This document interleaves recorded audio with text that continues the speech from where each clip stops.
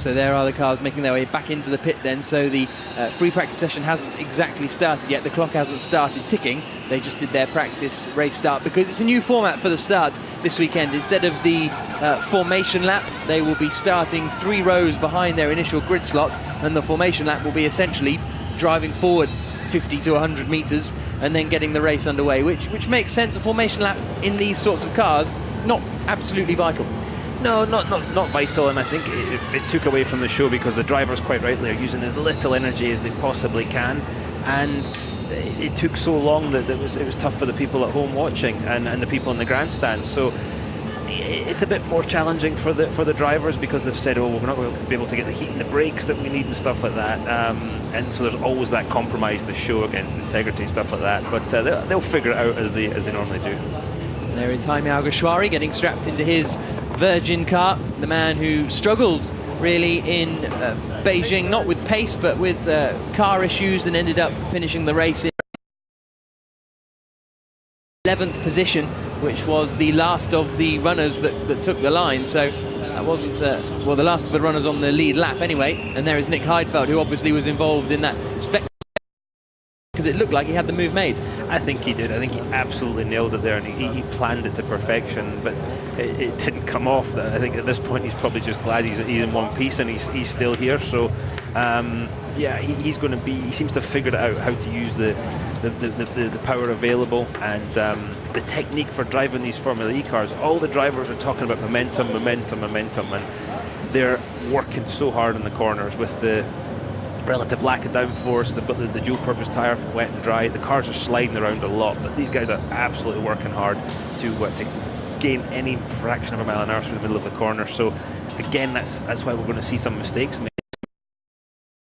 Joined the Andretti team, replacing Charles Pic, but he's done plenty of running in the Formula E car. He did a couple of the sessions at Donington, and I think he did the race sim as well there, so he knows what he's doing behind the wheel, and quite an exciting young prospect. He's now the youngest driver in Formula E at just 20 years old. Yeah, absolutely. Michael Andretti has got a lot of confidence in Matti's ability, quite rightly so. He's won at every stage in the ladder. He's been over in the Mazda Road to Indy in the US and did Indy Lights this season, and look and read between the lines, I think Michael's trying to run an Indy Lights program again and would put Matti back in the car. So he's definitely grooming him, and you know, Michael's got a lot of experience, and he's good at picking out young drivers and then helping to educate them. And you know, Matti's obviously got that family pedigree, but forget all that, he's got a load of talent.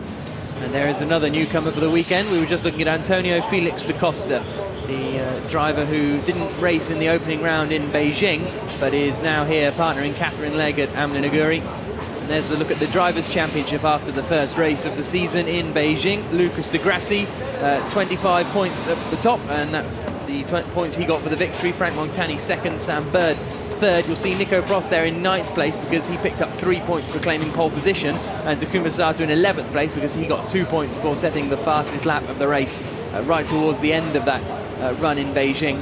So this session will get underway in about 40 seconds time, and there is Jarno Trulli at the wheel of his Trulli Formula E team car, and they had a difficult start to the season, couldn't get off the line in the end, Jarno Trulli in Beijing, and he really wanted to be competing more towards the front, but I'm expecting to see more from him and Michele Ceruti as the season progresses. And in about 30 seconds free practice will be getting underway. An hour and 15 minutes will be the session, and oh no, sorry, it'll be 3 minutes now before the session gets underway. It'll start at 7:50 in theory, as we see Lucas de Grassi, the championship leader, many people's favourite going into the race in Beijing, but he was pretty honest, wasn't he, after the race, saying, I didn't really deserve to win that. No, he definitely sort of alluded to the fact that there was an incident in the two cars ahead, and you know, he got a bit lucky there. But one thing you learn as a driver, there's those races you're going to lose, and there's those races you're going to win, you know, and it eventually evens itself out. So yeah, he's got a lot of experience in the car, and was a bit upset yesterday. They were talking about this, the change in the regeneration regulation, and the amount the cars are allowed to regenerate. They've brought that down by half. So I think the app guys were a little upset because they've done a lot of work between China and now with under the assumption that they'd be regenerating at a certain rate. They've now cut it in half, the championship. He was a little upset, wasn't he? Absolutely. And the cars now making their way out of the garages then. That is Matty Brabham in the blue and white Andretti car heading towards the exit of the pits. You can see Michael Andretti there making his way out into the pit lane as well. Matty Brabham, the only man to have made his way to the end of the pit lane at the moment, with about a minute to go in theory before the session starts. Still not a confirmed session start time at 7:50. Jaime Alguersuari, the Spaniard, the youngest ever Formula 1 driver when he made his debut at the 2009 Hungarian Grand Prix. And there is Nico Prost, son of Alain Prost, who runs the Edam's Renault car and team for he and Sebastian Buemi. And Edam's, right from the offset, looked like a very, very strong outfit. And there is the view down to the President's Palace down in the back there. President Najib Razak, who will be here later on. And here's a look at this Putrajaya city that was built really as from the top down as being a eco-friendly city. And they were, when they built this city, they made sure there was plenty of room for green spaces. They even legislated how much green space there had to be in the city. It's stunning, and isn't it? It is really impressive, isn't it? Absolutely stunning. Great backdrop for a car race. So, yeah, absolutely beautiful. Putra means prince, and Jaya translates as success. And, really? Yeah, I've learned something. Exactly. I'm fluent in Malay. Good man. We see one of the many lakes and rivers that surrounds the city, and there is the big mosque at the, well, one of many mosques in Putrajaya, and it really has been a stunning place for this racing to get underway, because I mean it's a new city and not many people had heard of Putrajaya, frankly. I know when I got the calendar and saw Putrajaya, where's that? And we're about 30 kilometers south of Kuala Lumpur, but this is the home of the Malaysian government essentially, and as I say, that's the Prime Minister's house in the background, and it really is a spectacular setting for this race. They've also done a really good job. The layout of the track, the infrastructure of the whole event has been first class. Really, really impressed with that. And yeah, I think that these guys have set the standard. Well, apologies for this delay, and we'll be getting a free practice underway as soon as possible here in Malaysia. They're only going to have an hour and 15 minutes free practice, and then it's straight into qualifying. And Lucas de Grassi was saying yesterday, we've got 20 laps to get the car sorted, and that's not very much. You know what? They'll figure it out. They'll figure it out. In most championships, you're tyre limited anyway now. So in the first session, if the track is dry, all things being equal, you don't want to go straight out there and run because the track is dirty, and you don't want to waste your tyres at that point. You want to get it as close as you can to race-like conditions. So all the teams, all the drivers will be able to learn what they need to learn in that short space of time. Karin Chandok at the wheel of his Mahindra car, the Indian team that is run by the British team Carlin, so a real fusion going on at Mahindra, and it seems to be working out pretty well for them because they had good pace in Beijing. I think they set the fastest time of the weekend with Bruno Senna. Didn't quite come together for Senna, especially in qualifying, and Chandok managed to drive home to pick up a 5th place finish. So it was a strong-ish first outing for Mahindra, but with 8 rounds still to go, there's a lot to play for, and it's going to take a while, isn't it, before the order shakes out? Yeah, I think it will, but you know that Trevor Carlin and his outfit run first-class cars, and you saw they did a video of Karun on the simulator, and that's just the stuff they're showing us. What we see, I would say, quite big gains in most areas when as they understand the car more, the power plant more, the batteries, how to get the most out of everything, the tyres, and so the teams and the drivers are going to be figuring this out, and I expect to see quite big jumps at the start of the season, and then those gains will become smaller and smaller as they understand it a little better. Let's look at the exit of turn 7. This is Ho Pin Tung, the Chinese driver racing for Team China Racing, and he had a difficult weekend in his opening race of the season. Did Ho Pin Tung finished the last of the classified runners. Unfortunately, he had gearbox problems after an accident in qualifying, which meant he had to start right down at the back of the grid and couldn't really fight his way up the order. His teammate Nelson Piquet Jr. managed to finish in 8th place for Team China Racing, but it was Andretti who lead the team's championship with the 2nd and 4th positions, so they are currently 4 points clear ahead of Audi Sport Apt, who is the team that Lucas de Grassi and Daniel Apt drive for, and then Virgin Racing are in 3rd place, and Andretti really were the only team to pick up good solid points in both of their cars. So that's why they are now leading the team's championship after just one round. And there's Nelson Piquet Jr. in the sister Team China car, the Brazilian who picked up that 8th place in Beijing. And he's just having a little chat with his engineer as we once again look at the second stretch. So we've got the first chicane there over on the back towards the right-hand side, and then this is the second run down towards the 90-degree right-hander of turn 3 that's just to the sort of bottom left of our picture at the moment. And this pit building is actually a temporary construction. It's a massive facility. It took them 6 months to put it together. It's going to take them 2 months to bring it down again. So but it really is impressive, isn't it? They should just leave it up for next year. Yeah, exactly. It seems like that'll be less effort. Down here there's some bumps yet. We saw I think it was Bruno Senna yesterday locking up and even at a relatively slow speed and went down the escape road. So there's a couple of bumps, and some of the drivers on the track walk were saying, it's almost like they've put these speed bumps in the track. They're just at the point you don't want them. Just a surface change or an indentation in the track surface. So there is stuff out there to catch you out. As I said, turn 5 has got the most interesting sort of drop into it, as has turn 7, and turn 7 is a fairly quick corner. And as these things happen, right on the exit point is where the walls join at a point, and it's could get interesting then. So we can now hear from Christian Montjuïc, who's the Chief Technical Officer at Venturi. He's been talking to Nicky Shields ahead of this first practice session. Well, here we are outside the Venturi garage, and I'm joined by the CTO, Nicolas Modi. Nicolas, you guys have had your work cut out since Wednesday evening, really, rebuilding Nick's car. Are both of his cars going to be ready for today? Yes, exactly. All our 4 cars will be ready for today. It was an amazing job that all the team have provided, because it was really difficult because of the short time that we have to rebuild the damaged cars of Nick's cars after the accidents. So we spend lots of time on these cars, but we have also to spend times on the other cars. We have some trouble with another car, so we need to spend more times. So it has been just a few hours of sleeps for all the teams. But we are here, and we are here to fight and to try to compete against the others. So Stefan in Beijing had problems with his gearbox. Have you managed to sort that out? Yes, exactly. So we have to change also the gearbox of Stefan, and also some other parts that we have to change, and we have to reinforce all the gearbox in general to try not to have the same trouble with all the gearbox that we have. So that's true. Great. Well, good luck today. Thank you. Good to hear from Nicolas Modi there, the Chief Technical Officer at the Venturi team, who were sort of quite quiet in testing in Donington, and then all of a sudden they sort of burst onto the scene in Beijing. Yeah, they weren't one of the fancy runners, were they?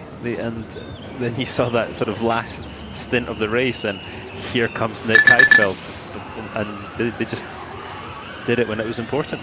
They make their way around the circuit, and it's been shortened this session to 1 hour and 5 minutes, and the cars are out there on the track now, and we can start to really have a look at this Putrajaya circuit. And how difficult is it to learn a street circuit, knowing, I mean, you've always got to not hit the wall. I appreciate that in whatever series you're doing, but you've really not got to hit the wall here, haven't you? There's no time, is there, between sessions, and it's such a packed program today that you cannot afford those mistakes. You need both cars for the race, and it will be punished if you make a mistake. The mechanics can't repair the cars in time for qualifying, certainly. So there's always that little bit of being conservative, I think. Try telling that to racing driver, though, right? It's not going to happen. But and they've done some simulation. A lot of the teams, apparently, the simulation numbers they were given on the track was not that accurate in some areas, so there's going to be a few surprises out there. And actually, having seen you drive the sim yesterday there, Jack, maybe you should be out there, or not, as the case may be. I was all right. You were the one who refused to race me. I saw how badly you looked. Just because you retired in real life doesn't mean you have to retire from simulators as well. I have somewhat of a reputation that I don't want to completely tarnish by really being pretty bad at it.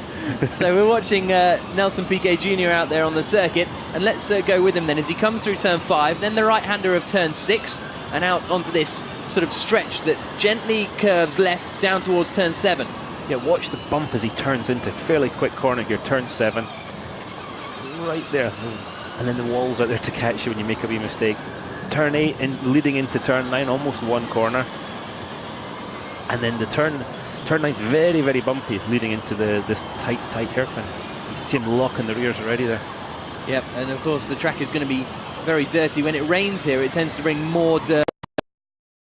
Final first laps, you're just learning where those bumps are, which ones you have to avoid, which ones compromise your line, all that kind of stuff there. And they'll be making notes. Engineers will be looking at the data on the regeneration stuff. That's such an important part of Formula E. We talk about it all the time, and the drivers will be figuring out what they want from the regeneration system, whether they're going to just use the brake system and program it that way, whether they're going to use the paddle.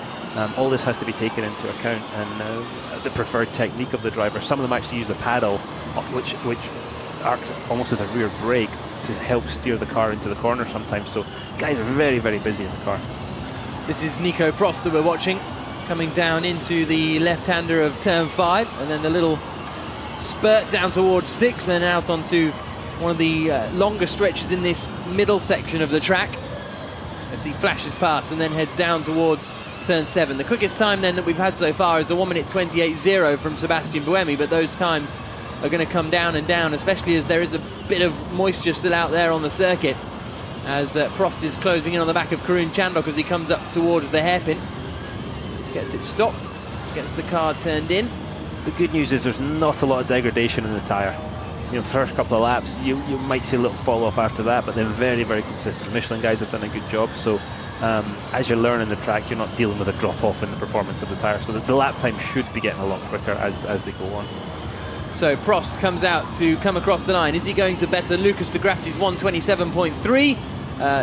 Not quite, as he comes across the line. It's a 1:29.423, but they'll all be running at different engine speed mappings, or powertrain mappings I should say.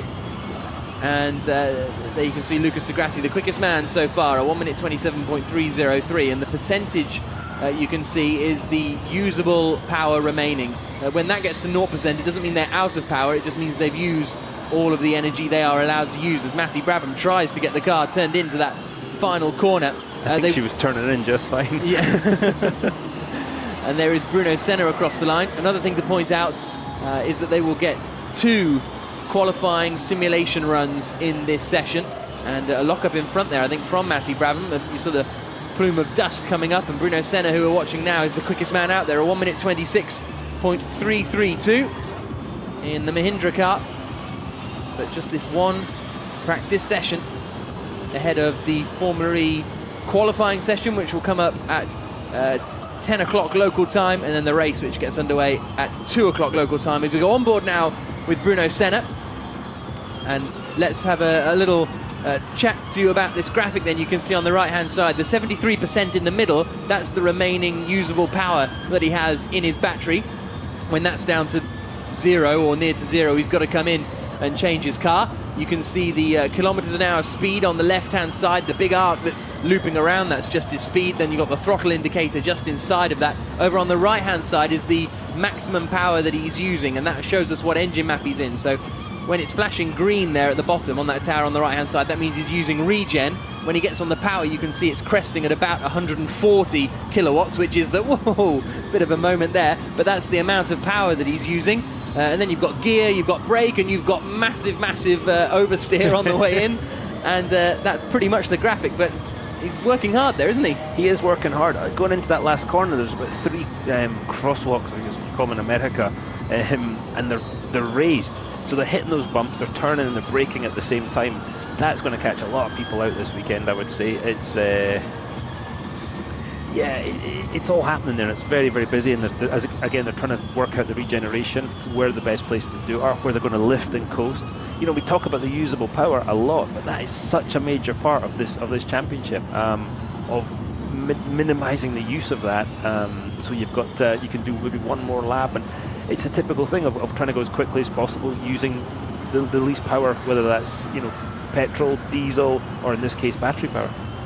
And it was Daniel Apps, for example, who finished 3rd on the road in Beijing, but he had used too much power and as a result was demoted well down the standings to 10th position. So that can show you just how important it is to get the usable power right, as Jaime Alguersuari makes his way around the circuit into the right-hander of 7. You know, during the shakedown yesterday, we heard a lot of the radio conversations, and as these guys are driving round, they're constantly being talked to about the the power usage, what they're doing, what map they're in, all those things. You see him taking his hand off the wheel there to get the car around. That's something about modern racing. You hear it in Formula 1, you hear it in WEC, and we certainly hear it here in Formula E as well, just being coached on how much of the fuel available, in our case, usable power, that's been used. Jaime Alguersuari staying more to the centre of the track there, going up to the final corner. You saw the car in front of him going a lot wider out to the left to take perhaps a more traditional line, but street circuits are weird like that, aren't they? Because you get bumps in places that you don't really want them. Absolutely, and that's the compromise of street course racing, and it's part of the thing that I loved about doing it. I almost think that Alguersuari was going to come in the pits, maybe. Did he look like he was thinking about it and then maybe told otherwise? Yeah, potentially. There is Lucas de Grassi. As far as the times are concerned at the moment, Sebastian Buemi is the quickest man out there, a 1:25.718. Just less than a tenth of a second ahead of Frank Montani.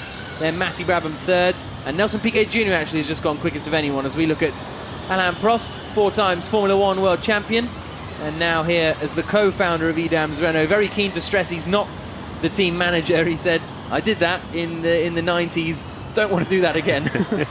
Yeah, he was. I think everybody was up early this morning. He wasn't looking too happy at breakfast. It was an early start for everybody, which is one of the tough parts of this one-day format.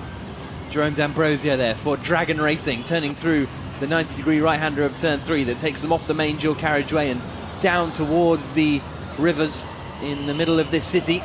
And that's one way to keep cool, isn't it? Yeah, we could do with one of them in here. Yeah, we could maybe get one. The aircon's not working too well today.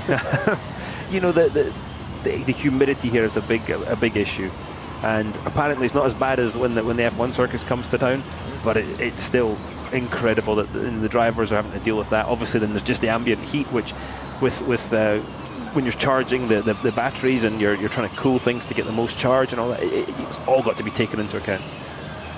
Oriol Serbia in the second Dragon car, currently in, can't quite spot him, there he is, in 14th place on the timing screens.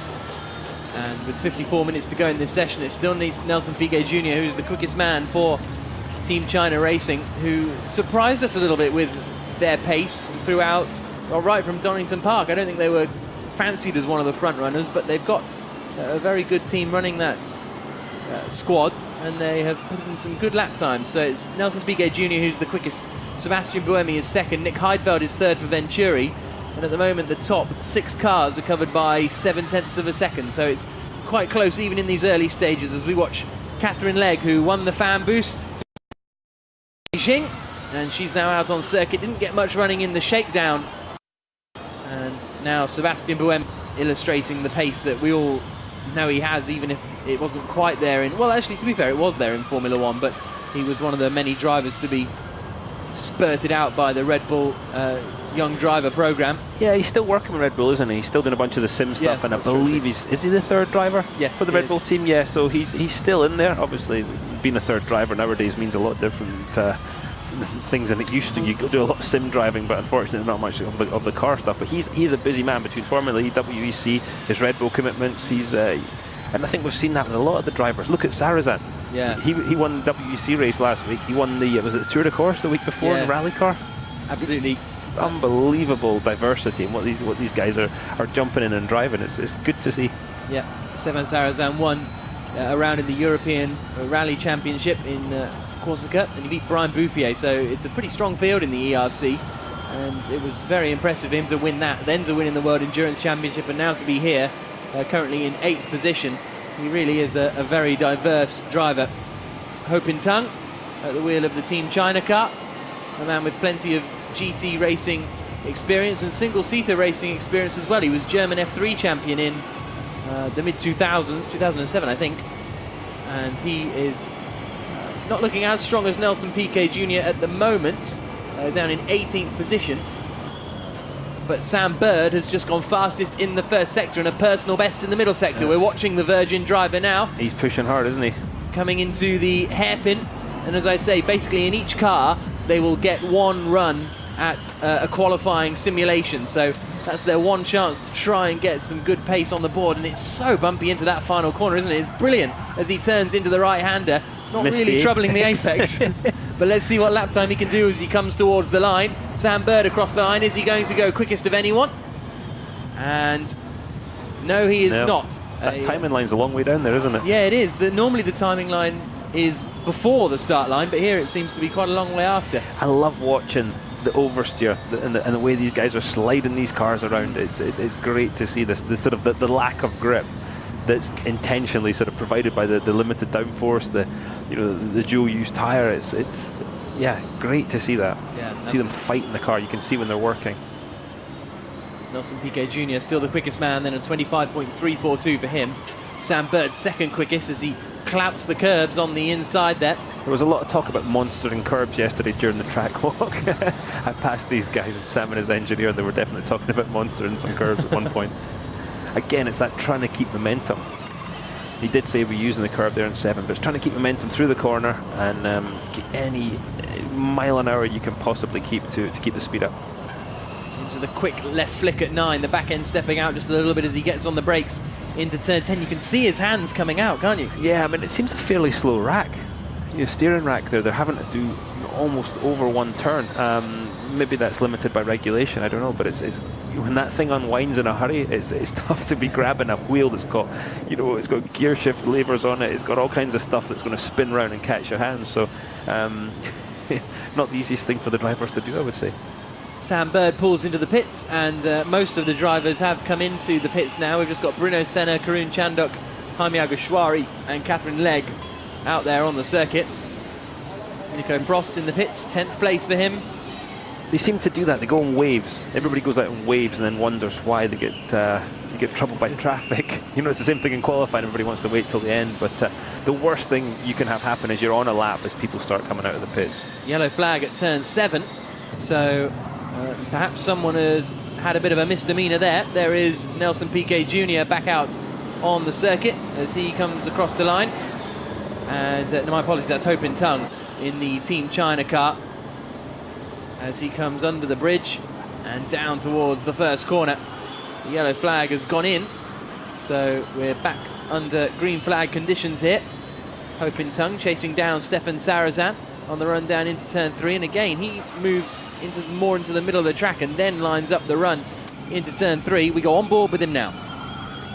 Good to see down the hill here into turn 4. I love this corner, it looks really quite quick. See it's a little damp there in the middle. And he's got a wee bit of room on the exit still to use. Coming in here to 5, we can see the dip just as they hit. There you go, right there. Out through 5, over the wet patch there through 5.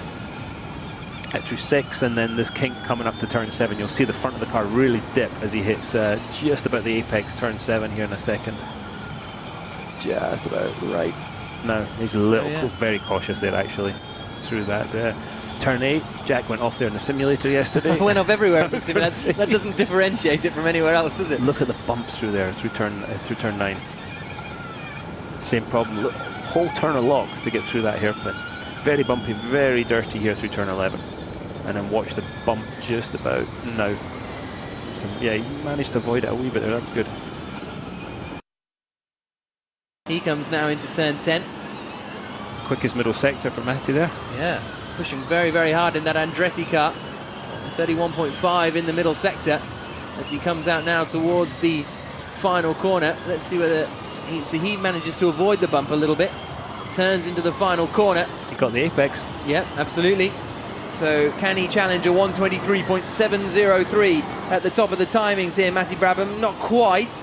Let's see, it's a 123.854, so a 10th and a half down on Nico Prost. Sebastian Buemi, as you said, though, has just gone fastest of anyone in the middle sector. Well, and Matty Brabham lost at least that in turn 7 with that big lockup, so he's looking quite strong.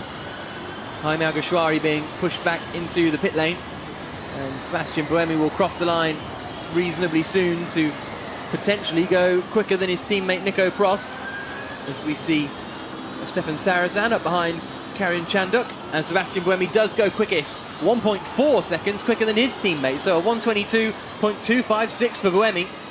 hell of a lap, wasn't it? Yeah, yellow flag's out again at turn 7, where that apt car just came through. So someone has obviously gone straight on down the escape road at turn 7 by the looks of things.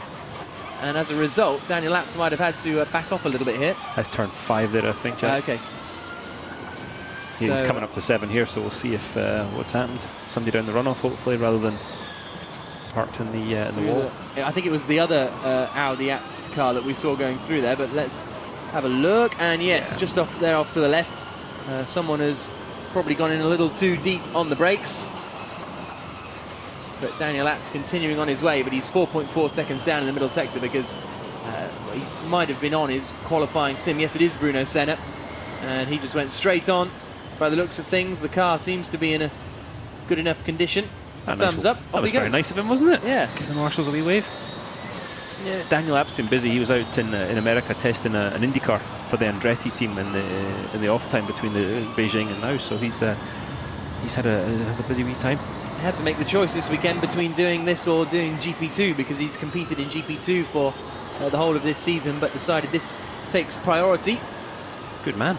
Yeah, exactly. And especially with the GP2 title already being wrapped up by someone else, I suppose. There's work going on at the back of the Team China car.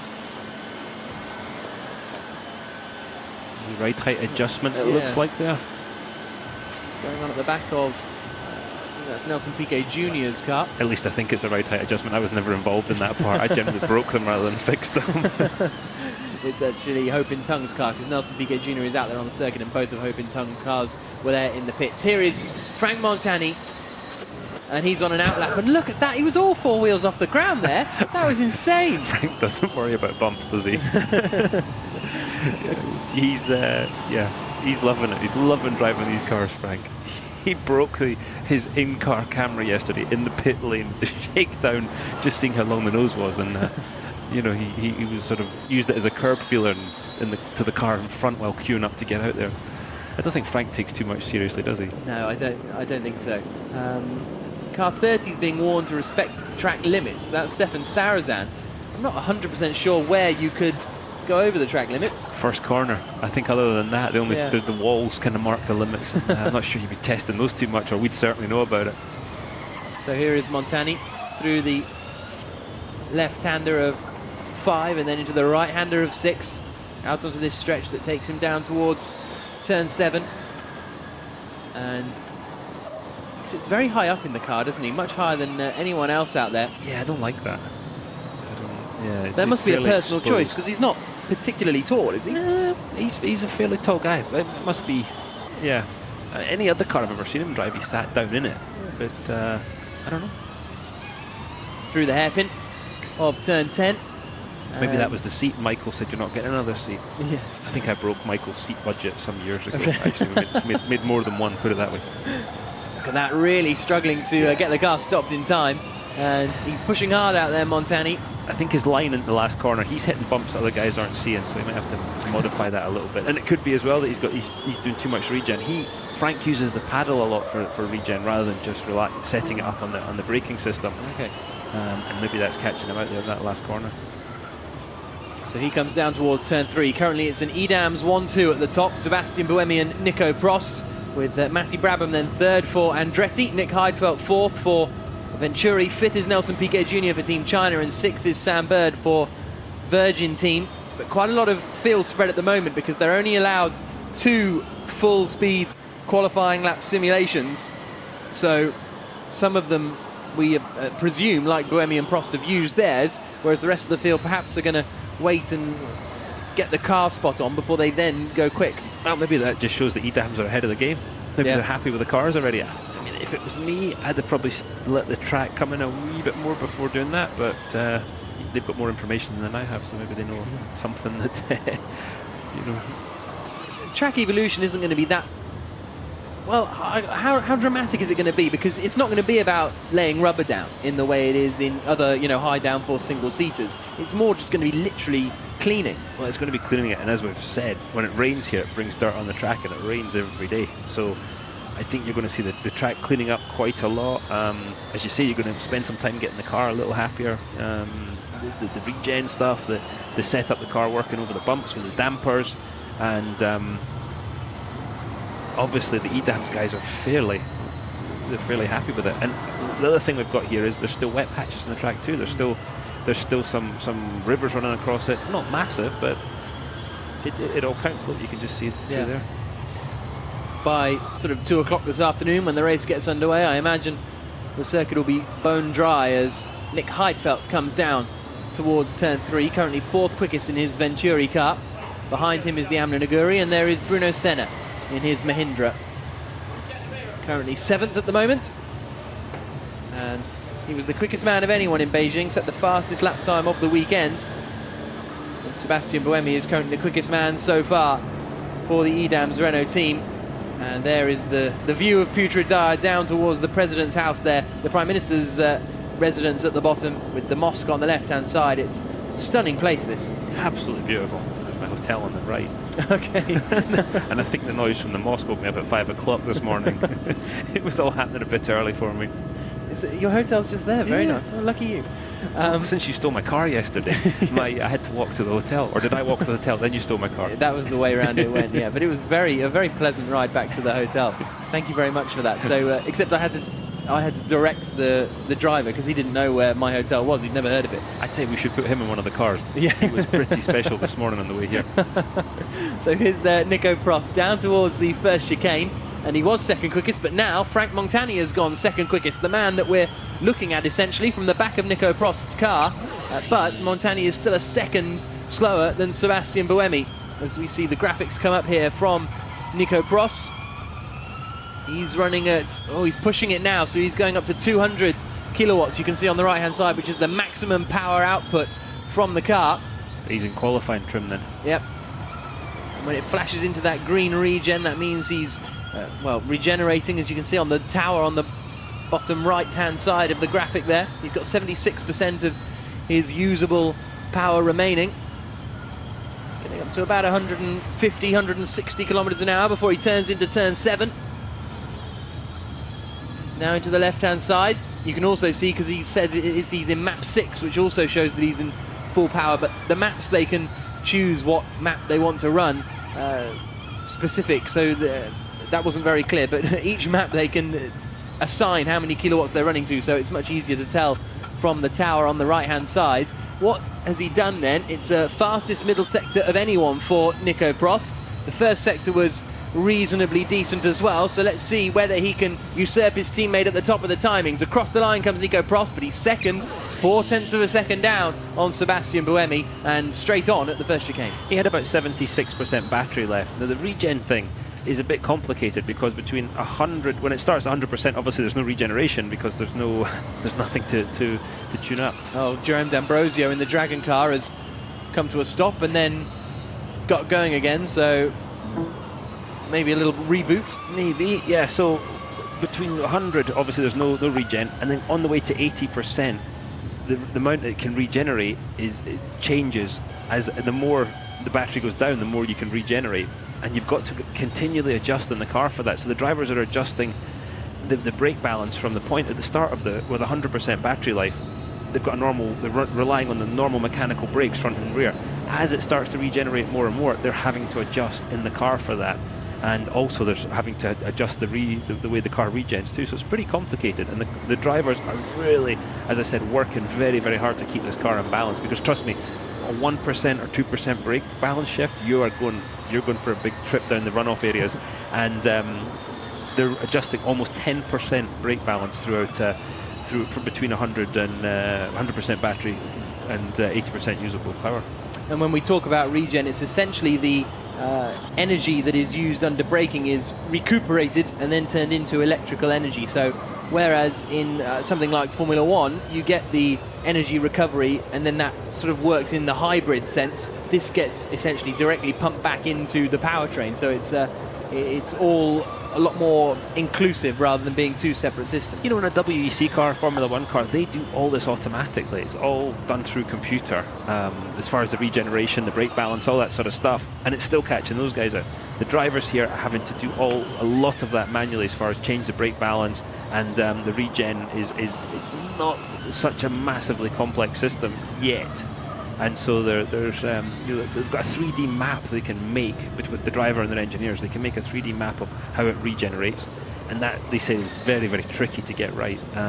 But the technology right now is kept quite basic to keep costs under control. Lucas Di Grassi has done personal bests in the first 2 sectors as he comes across the line. Is he going to move up any places as he comes through? Yeah, he jumps up into 6th place. One man looking quick is Jerome D'Ambrosio. We saw him stopped on the track a minute ago, but he's done the fastest first sector of anyone, and he is braking that Dragon car as he comes through the final corner. Fastest first sector of anyone, good middle sector. Let's see what the 3rd sector's like as he comes towards the line now. Is he braking the car? Actually, braking the car. Yeah, exactly. It's 3rd quickest for D'Ambrosio. That's good. So yeah, too much of that, and you might end up breaking the tub. Too many impacts like that. I have to say though, the tubs have been very, very strong. We've seen that in a couple of fairly sizable crashes, both in testing and in the first race there. So they've done, I think, a great job with that. And it was also good to see that the batteries and everything were very safe as well, because after Nick Heidfeldt's crash in Beijing, as Ho Pin Tung locks up and goes straight on at the first corner, the battery was sent back to Williams and they checked it all out and they said it's absolutely fine, we will replace it just for the sort of sake of it, but the battery withstood that impact, and fingers crossed, I don't think we'll be seeing many more big impacts like that. God, I hope not. There's not much more. We've sort of ruined it for ourselves. Really, there's not Don't say it. much further we can go from there. But there was the lock-up for Ho Pin Tung, currently the slowest man of anyone, and he set 15 laps out there, Ho Pin Tung. So he must be having a few problems. Karun Chandok also taking the alternative route down at the first chicane, or as it's now known, the preferred line. Yeah, exactly. That's going to happen though. You're just pushing the limits. And one thing you'll see with the driver's view into turn 1, the wall continues all the way to the apex now. It's a straight line, and so you don't see the apex point until you're right on top of it. And I think some of that was done to take away the need for those sausage curbs that created some of the issue in Nick Heidfeldt's accident in China. Sam Bird talking to his engineer at Virgin Racing. Currently 10th quickest is teammate Jaime Alguersuari is 11th quickest, so Virgin not right at the front of the field at the moment. As we see Stefan Sarazan 12th quickest at the moment, and it looks as though maybe 4 cars, maybe 5 have used their qualifying lap runs, and that being the top 4 or 5 I'd have thought. And Lucas Di Grassi from 6th place downwards seems to be the split from where drivers haven't used the full power run yet. And how quickly can you learn a street track like this? Is it 5 laps and you know what you're doing and away you go? But yeah, between 5 and 10. Street course with all the bumps as well, that's what you're learning. What you're trying to do, or what I would try and do when I was driving, was get into a rhythm with it. And you just start slowly building up that thing. Braking a little later, coming off the brakes, running a bit more speed through, getting back to the power a bit earlier. And obviously you're improving the car as you go along, but you're trying to get that rhythm going. And when you do, it's amazing how much more speed you can carry. And when you start the lap with a bit more speed, it continues through the whole lap and makes quite a bit of difference. A track with as many corners as this, you gain a tenth or two at every corner. You've got quite an advantage. Stefan Sarazan across the line then. He is currently in 13th place, but he jumps up into 10th position. So a good lap from Sarazan, but still 3 seconds down on Sebastian Buemi, not running at full qualifying sim pace yet. Just half an hour of this session to go, so half an hour left before the drivers get into qualifying mode, and even the qualifying sessions are pretty tight on time really. They're going to get 2 flying laps. They'll go out of the pits, have a flying lap, a cool down lap, another flying lap, and back into the pits. So really there's not much opportunity to get it wrong. There you can see Antonio Felix da Costa and Catherine Legge down in 16th and 17th positions. So Amlin Aguri still struggling a little bit as the cars flash up towards the final corner. This is Karun Chandok into the final corner. What sort of lap times has he done so far? It's not the quickest lap we've ever seen. Jerome D'Ambrosio, meanwhile, has gone quickest of anyone, 1:22.043. So the Dragon Racing car of Jerome D'Ambrosio now tops the timings here in Putrajaya. Karun got to that last corner apex quite nicely there, and I think you're seeing with D'Ambrosio there, you're seeing the track evolution. You're seeing it just improving a little bit, and it's going to continue to get quicker, and they're going to get quicker with the cars too as they learn. You get the cars working a bit better over the bumps, improve the damping, all that kind of stuff. Here is the Hope in Tongue Nelson Piquet Jr. car. We need to get them to change their helmet colours. I know. It's all got to be done on roll hoops, hasn't it? I think that's the key for these Team China guys, because their helmets are very similar. Because in these are great because you can usually tell from the helmets, whereas in other single-seater series it's impossible to spot the helmets these days. But Nelson Piquet Jr. seems to be pushing, doesn't he? He's pushing hard. He's just laid black lines all the way around that corner. Down he comes towards turn 7.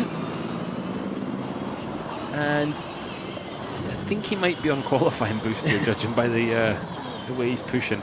He's done a 21.2 in the first sector, which is his best so far. Not the quickest of anyone. In fact, Oriol Servia's just done a very fast first sector, a 20.7. So Servia in the second Dragon car might be one to watch out for. I think Dragon have figured something out over those 2 months, haven't they? Yeah. They've really they've jumped up a bit. Good to see.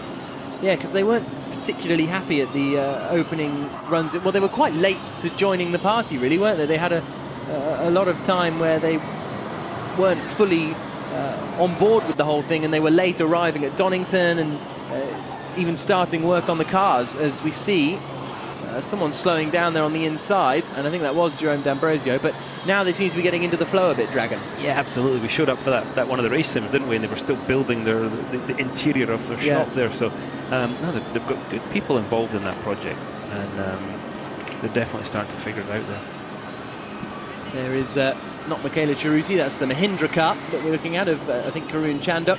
Antonio Felix da Costa at the wheel of the Amlin Aguri car. And Amlin are a strange one. I haven't quite figured out how or what their problems are, and I don't think they have either, because they're a very experienced crew. It's most of the people who ran the very popular Super Aguri team in Formula One, and with Antonio Felix da Costa, they had Takuma Sato in the last race, and that's a problem for one of the Trulli cars. And has that just come off rather than... It's Michele Ceruti who's in trouble. It looks like that's just parted company rather than... Or has it been assisted? I'm trying to see the back left there to see if it is... Yeah, I can't quite tell, can you? Is that some marks on the side of the... Potentially. The well, flip up? Let's have a look. Oh no, I think that's just loose, isn't it? It looks it. Yeah, it's just loose. Oops. So that's a bit of a mistake from someone in the Trulli camp, I'd imagine. That's not what they need right now. No. They're up against it already, and they've got stuff like that happening. So, yeah. The thing, we're going back to the Amlin guys, with any of these series, when everybody's essentially running the same basic package, it's all about the details. It's all about the tiniest details. When you go to a team like, somebody like Trevor Carlin, who runs GP2, GP3, you name it, and that group is very used to getting the most out of a set regulation, and that is why you're seeing a lot of these guys employed. A lot of these teams are employed to run other people's outfits because they really understand it. Yeah, it's a shortcut straight to the front of the grid almost. There is Michele Ceruti's then, her car about to be hoisted clear as the cars come in back into the pits. The clock will keep ticking during this red flag period, but that shouldn't take too long to clear out, I wouldn't have thought. So hopefully we'll still get a good 20 minutes of running still to go as Bruno Senna is pushed back into the garage. These guys, obviously, they do incredibly well too, having won the GP2 this year. There's a lot of experience in that pit lane, and a lot of very, very good teams. Yeah, that's a very good point actually about the teams that are experienced in one-make championships, and certainly the likes of Dams and Carlin, as you say, are going to be very, very strong in those sorts of scenarios. There is Jarno Trulli then back into his pit garage. He works with the Supernova squad, who 3000 team as Bruno Senna. Currently 8th quickest. It's Jerome D'Ambrosio quickest then for Dragon. 0.2 of a second clear of Sebastian Buemi. Oriol Servia 3rd, so it was a good lap in the end for Servia, and as a result it's 1 and 3 for the Dragon Racing team. Nico Prost in 4th, Frank Montani 5th for Andretti, Nelson Piquet Jr. 6th for Team China Racing. 7th is Matthew Brabham for Andretti. 8th is Bruno Senna. It's the apt guys who are a little further down than we would have thought, but maybe they haven't set their full qualifying lap pace yet. I mean, Piquet's done 22 laps out there. So he's clearly maxed out the first car, hasn't he? Yeah. And then jumped in and done a qualifying sim in the second car. That's a lot of laps in such a short space of time there. Yeah, that's impressive. Karun's done 20 laps as well, so we're seeing, they're obviously working on the race stuff. Jarno Trulli, meanwhile, has only done 8 laps, and Catherine Legge only done 9, so that's not what you need when track time is so crucial. His next stop qualifying. Yeah, exactly. And there's no time there. You got, as we said earlier, you got 2 laps really to figure it out, and then straight into the race. But you can't push it too far though, because as we said earlier, you make a mistake, sorry, you just don't have time to fix the car. Yeah. And so it adds another layer of complexity to what all the drivers and the teams are trying to do. So we now have another little look at the city of Putrajaya, some 30 kilometers south of Malaysia. And there you can see the spectacular scenery that surrounds this city, one that was designed to be as eco-friendly as possible. There is the mosque that's down towards the final corner. We can now hear from Michael Andretti, and their cars have been running pretty well so far today. Let's see what he reckons. He's with Nicky Shields. Michael Andretti, we're here in the Andretti garage, and I can already see behind the mechanics have got a few problems there with Frank's battery. What's going on? Yeah, I guess the battery went to 0, and so they had to change it. So it's gonna be down for a while. So it's gonna hurt him a little bit for practice because he can't run both cars. So a little disappointing, but we'll get it. Do you think you'll be ready in time for qualifying? It should be. I think he'll end up running this car instead of that one. But we'll see. Be all right. And you've got a new driver today, Matthew Brabham. Yeah, he's doing a really good job. He's a really good kid. I think we have a lot of hope in him for the future, and he's not letting us down. He's doing really well. Obviously, the other thing that everyone's looking at today is the temperature battery. How are you going to be managing that and trying to keep it as cool as possible? Well, I think that's a challenge for sure, but I think so far so good. I think we're not having any major problems with that. Excellent, thank you. Cards close to his chest there, Michael, as he seems pretty relaxed about the whole process over the weekend so far. I think he's learning patience as a team owner, Mike. The stuff that team owners go through, it's not a job I could do. We were discussing it yesterday.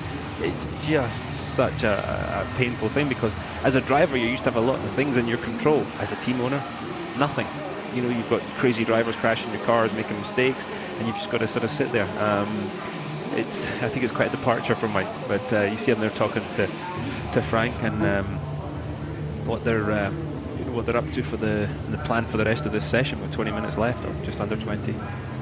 There is the bridge, at which point is the hairpin of turn 10, so just to the right hand side of the bottom of that bridge is the hairpin of turn 10. This is down at the Jack and I chicane. designed a track, we would be going over that bridge. Yeah, we'd go over the bridge, definitely, and then come back over the bridge. That would be cool. But it's cool enough as it is. I think we'll let them off for this year, but we'll have a word with them about next year, I think. I think they've done a hell of a job, and the cars look great going around this place. And only one chicane as well, which is very nice. The rest of it is a sort of natural street circuit, which is always good to see. I mean, that's not to criticise too much the Beijing circuit, because it gave us some great racing and some entertaining action, but this has got much more of a natural flow to it. It does, and it's not your typical 90 degree corners. A lot of character to this track. So Hans-Jürgen Abt, the team principal of the Abt team, has been chatting to Nicky. Not a great day for them so far. Let's hear from him. Hans-Jürgen, we're here in the Abt garage. Now, obviously the podium was snatched away from Daniel in Beijing. Are we going to see him back on the podium this week, today? I hope so. Of course, we try hard to prepare very good for the qualifying, and we will see what's going on. Now everything runs to the plan, and I hope we keep going. And he's going to be qualifying in Group 1. Do you think that's going to be a setback? Yeah, I think so. It's not a good advantage because I think the track will improve a lot. But in the end, it's a lottery and we have to accept it. And how's practice been going for you? Any technical difficulties? Pardon? Have there been any technical difficulties this morning in practice? No, everything runs well and it's good because we can run our program and we will see what's going on. Now, Lucas yesterday was saying that he was a bit frustrated that the change in the rules of the regenerative braking has been limited to 100 kilowatts. Is that going to be an issue? Have you managed to set the car up in time? It's difficult, but in the end it's for everybody and we have to accept it and we will see what's going on. The temperature is really high here and I hope we have not a lot of issues on the cars and that's why we reduce the region. Good luck, thank you. Good to hear from Hans-Jürgen Abt, the Abt team with a very strong heritage. And there is Michaela Ceruti, as we saw her earlier on, losing the wheel and now looking for a ride back, I think, to the paddock. But she will be heading back sooner or later. But great to have the Abt team here, a very successful history with Hans-Jürgen Abt. And there's also the Christian Abt team as well, a sort of separate entity. But there is Jarno, sat at the wheel of his Trulli car, and he's got all four wheels at the moment, which is good to see. As far as the qualifying groups are concerned, then we'll just take you through those because when qualifying gets underway later on, Group 1 will go out first, and that'll be Bruno Senna, Matti Brabham, Stefan Sarazan, Daniel Abt, and Nelson Piquet Jr. And then in Group 2, it'll be Karun Chandok, Jarno Trulli, Michaela Ceruti, Frank Montagny, and Ho Pin Tung. Group 3 will be Oriol Servia, Jerome D'Ambrosio, Nico Prost, Sebastian Buemi, and Nick Heidfeld. And in Group 4, it'll be Sam Bird, Jaime Alguersuari, Lucas de Grassi, Antonio Felix da Costa, and Catherine Legge. And so both the Amlin cars out in the final group, both the Virgin cars out in the final group as well, and Lucas de Grassi. They're drawn totally at random. And okay, it's good to be in the fourth group, but the third group isn't too bad. We saw the first couple of places on the grid being taken by the third group in Beijing. No, absolutely. You will see the track getting better, and doesn't mean it can't be done in the earlier groups. It will be tougher though. But the thing to think about here in Malaysia is the possibility of rain too, which makes it a complete lottery. And if that comes on, all bets are off. So there is Michaela Ceruti's car then being taken away from the circuit, so we should get the green flag going in about half a minute's time. It's not a bad house, that. It's all right, isn't it? Yeah. Imagine the air conditioning bill. It's very true. That is the residence of the Prime Minister, Mr. Najib Razak, who will be here later on, no doubt. And it really is a stunning facility around here. Look at that garden up at the top as well. Very nice. But meanwhile, back to the racing. We can hear from Alex Tai, who is the boss of the Virgin Racing team. He's talking to Nicky Shields with his cars currently further down the field. Alex Tai, you had a great time in Beijing with Sam's results, but Alguersuari suffered with a few technical issues, and it seems to be the same today. What's the problem with the throttle? There's basically too much throttle movement on the first car that he went out and had a shakedown lap with this morning. So we've had to reduce the throttle travel limit. Otherwise, the throttle monitoring computer sees that it's over boosting, so it takes the power off. So it's actually quite complicated trying to adjust those pedals stuck in the nose. So that's taken that car out for the best part of this free practice session. Have you had the chance to speak to the drivers yet? What do they think of the track? Oh, they really like the track. I think it's great. They're both very, very happy with the setup of the car, and they like the opportunities for passing on this track, so they're excited about the race. Now, you've also recently been appointed the chairman of FETA. How's that been going? Well, it's only started really yesterday, so so far everyone's aligned. I think it's a fairly straightforward job at the moment because not only all the teams, but the series and FIA are in accord. I'm sure we'll have challenges, but we've had none yet to deal with. What does FETA actually stand for? It's the Formula E Teams Association. Fantastic, thank you. Yes, the Formula E Teams Association, the offshoot of FOTA, or FOTA, I suppose, in Formula One. And also Sounds a bit cheesy, doesn't it? Very good. Well, EDAMs have joined, so.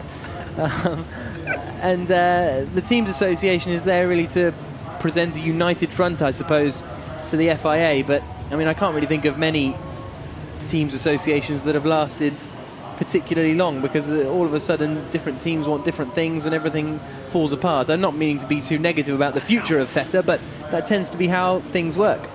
Yes, but I think you'll find here everybody's got an eye on the big picture, and obviously everybody's got their team's interest at heart, but they realise that as a group they've got more strength and they can guide things in a better way. The drivers at the same time, the drivers have got Oriol Servia and Karun Chandhok sort of speaking for them as a united front. Something we did in IndyCar as well, and the Formula One drivers do it as well. It just cuts out, with drivers, you put 30 drivers in the room, you're going to get 30 opinions. You put 20 team owners in the room, you're going to get 20 opinions, and all these people think they're absolutely right.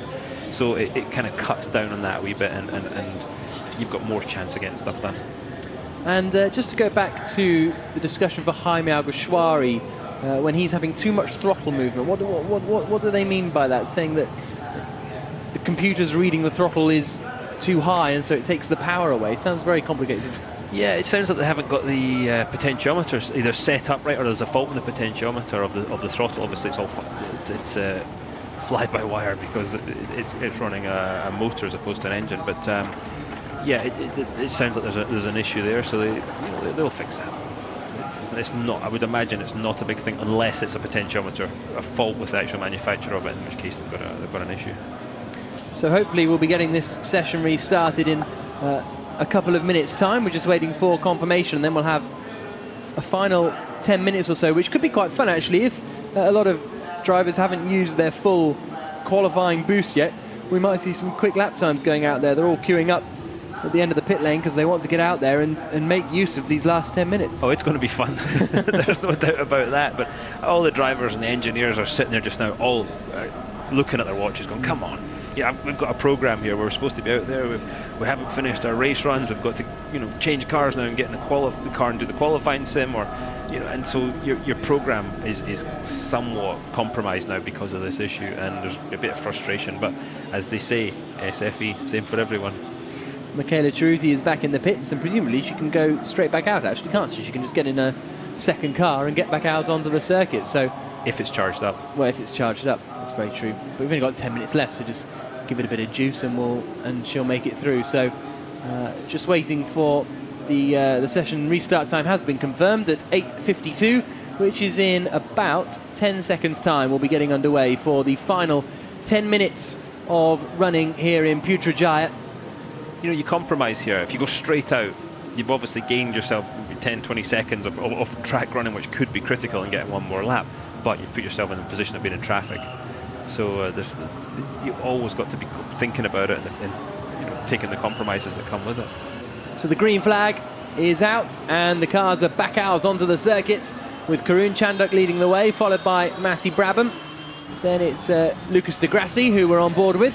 I think overnight they changed the pit exit, because it looked really tight in that little kink on the pit exit yesterday. Okay. It looks like they've changed it. It's a bit easier, which is good, because they were almost having to cross the white line just to make it through the corner.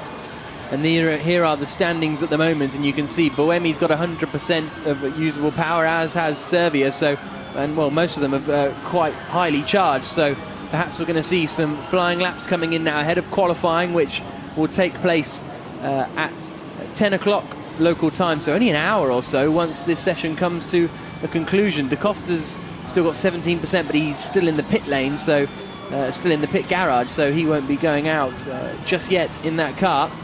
As we go on board with Di Grassi, as they all try and find a little bit of space now, as Matty Brabham comes up through turn 9.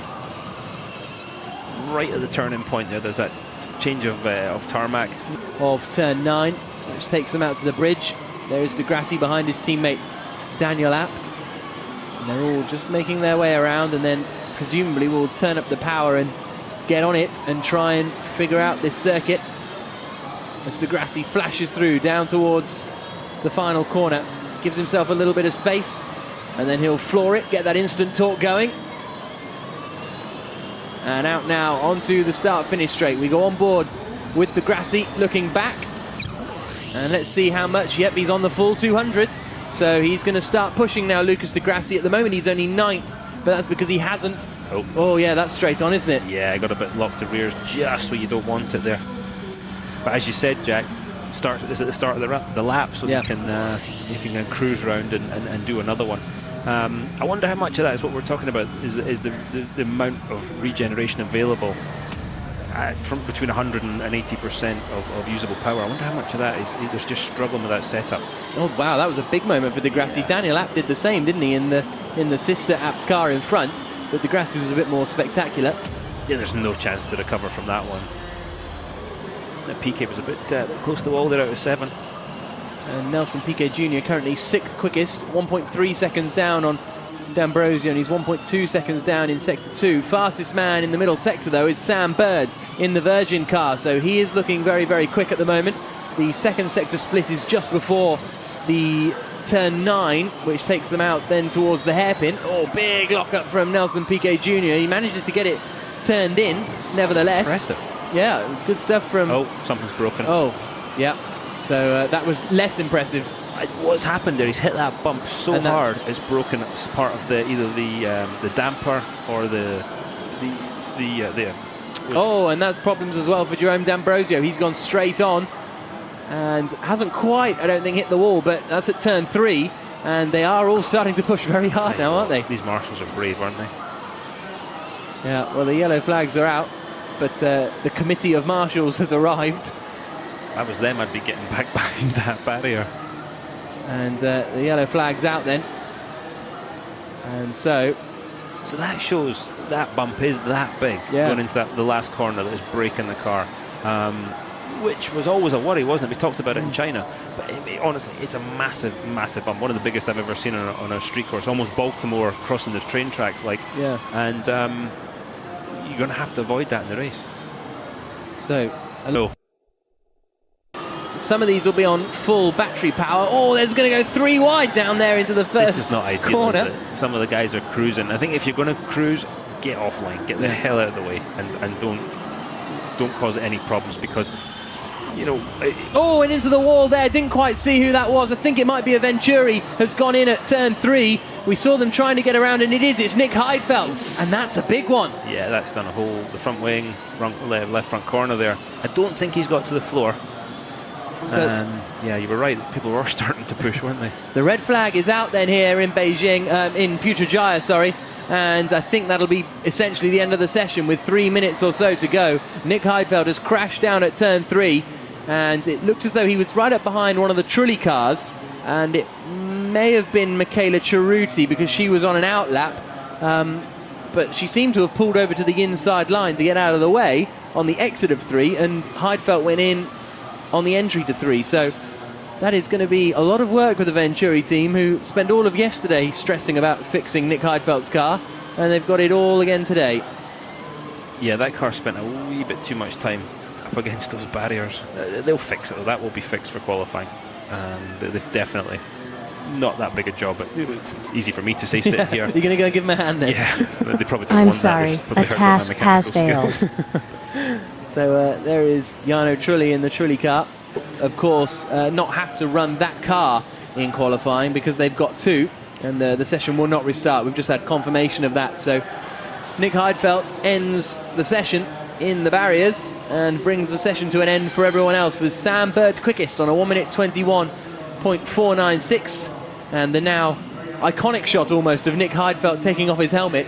It was flown around the world after the accident in Beijing, and we're getting used to seeing it. There you can see the message from race control: the session will not restart, so Heidfeld can just wander back up the track and back up to the pits. Let's have a look at the replay. Now you'll see the Trulli car. Yeah, he's nowhere near actually. That's just Heidfeld going in too quick. Yeah. It might have unsighted him though. It's not a great angle to see from. I'd love to see it from if he had an in-car on there or something to see if it unsighted him. And there he is, jogging back to the pits now, and it's a brave move in this heat as well to make his way back. But there's the Venturi team. Going back to what we're saying, if people are cruising, they need to get offline, because if the problem is you expect a driver to go one way and they go another, the next thing you're going to have a big some serious contact with a lot of closing speed, so that needs to be figured out. Karun Chandok practices the driver change, and I need to find out. I'm going to speak to some of the drivers and find out how much the driver change played a role, because you have essentially 50 seconds in the garage, so it's not that urgent, the change. No, it would have struggled for me. I took about 10 minutes to get in the car when I was doing it, but the thing, I think it was Heidfeld and one other went out and did a quick driver change and then stayed right at the minimum speed and gained some track position. So we have already heard from the Chief Technical Officer of Venturi today. We can hear from him again. Niklas Modis with Nicky. Nicholas, we just saw Nick crash at turn 3, so you've got your work cut out to get ready for qualifying. Yes, correct. So we will see the damage of the car, and we will do our best to repair the car for the race. We'll have the other car maybe for the qualifying. So we still have some works to prepare the car for the race. So we need to see what are the damage and if it can be done for the race. So we'll see how that will be managed with the team. Yeah. It looked like he took the corner too quickly. Do you think there's a problem with the braking?